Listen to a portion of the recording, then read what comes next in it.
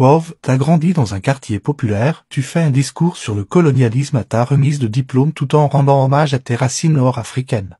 Mesdames et messieurs les représentants de l'administration de Sciences Po, chères familles, chers camarades, je vois les regards interrogateurs et je préfère que l'on en discute tout de suite. Vous vous demandez sûrement pourquoi je me présente à vous vêtue ainsi aujourd'hui. Il faut dire que la vie étudiante est faite de doutes, de découvertes constantes, parfois d'engagement, mais aussi de quête de soi. Je porte aujourd'hui ces bijoux ancestraux originaires d'Afrique du Nord qui auraient pu appartenir à mon arrière-grand-mère.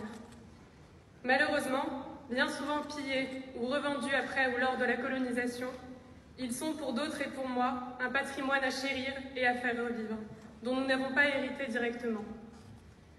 Témoins de traditions communes et plurielles entre différentes communautés d'Afrique du Nord, ces bijoux sont des symboles de résistance aux identités coloniales fabriquées. Je suis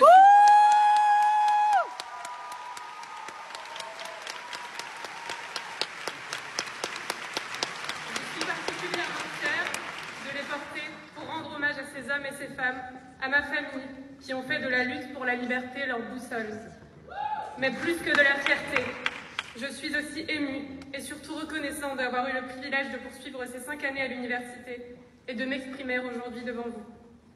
Alors que d'autres jeunes de mon âge n'ont pas cette chance ailleurs dans le monde, je veux leur prêter ma voix, et notamment aux enfants et aux étudiants de Gaza qui meurent sous les bombes.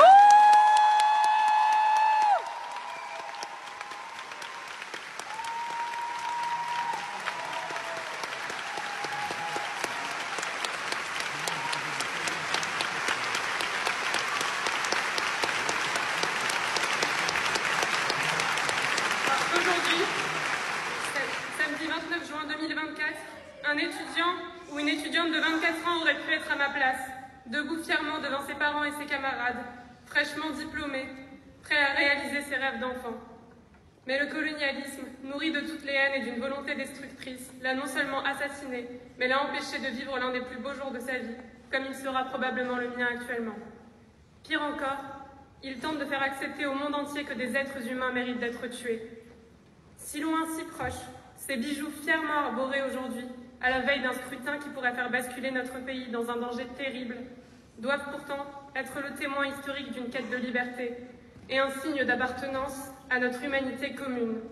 Cette formule peut paraître niaise, mais elle est en réalité un signe d'espoir. Espoir de paix, de partage, de liberté. À vous, mes chers camarades, et à toutes celles et ceux qui nous suivront, je veux vous dire que nous devons être fiers d'appartenir à une génération qui aspire à vivre dans une société digne et émancipatrice, parce que la paix, l'égalité et la dignité doivent être des évidences. Notre génération l'a montré à plusieurs reprises en étant à l'origine de luttes communes contre les violences patriarcales, contre le changement climatique, contre les inégalités sociales, contre le racisme, l'islamophobie, l'antisémitisme et toutes les formes de haine, mais aussi pour rappeler au monde entier que les droits humains sont une lutte de chaque instant, qui appelle notre vigilance la plus haute. Alors que beaucoup nous présentent comme les bâtisseurs de l'avenir, nous avons montré, et affirmons toujours, que nous sommes aussi les constructeurs du présent. Je vous remercie.